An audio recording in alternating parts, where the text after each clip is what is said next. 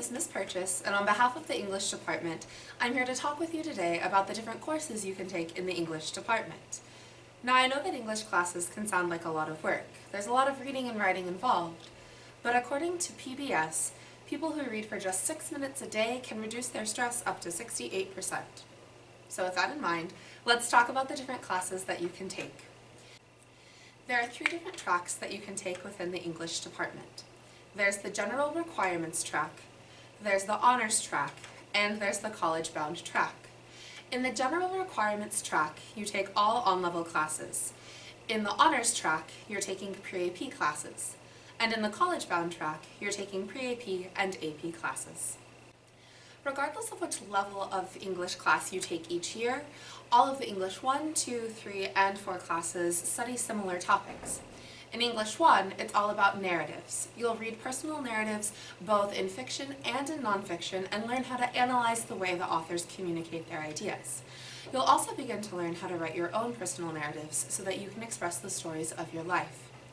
In English 2, you continue to develop and build on the analytical skills you've started in English 1, but now you'll move into argumentation, where you learn how to build carefully crafted arguments that help you to advance your point and convince your reader. In English 3, you'll study American literature. You'll read works that cover the ideas of the evil in man in Salem-era New England.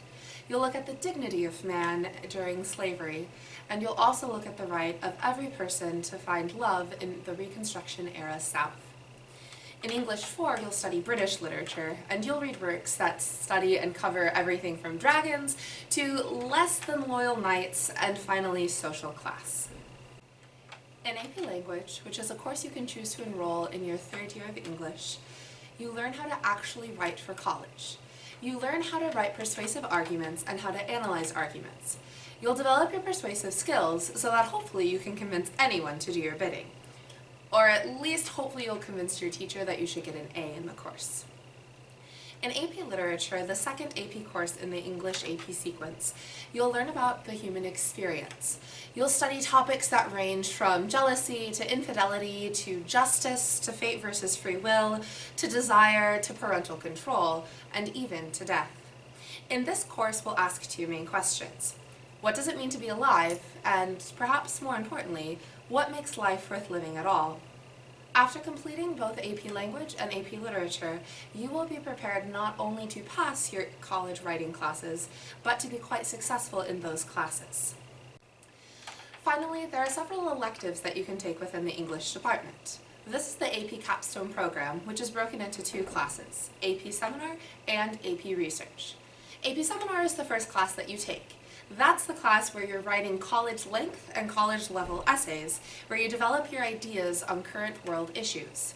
Working together both in teams and individually, you'll research topics that matter to you, present an argument, and then deliver a presentation that helps to persuade or inform your audience. Students who complete this course are often ready for research classes when they get to college.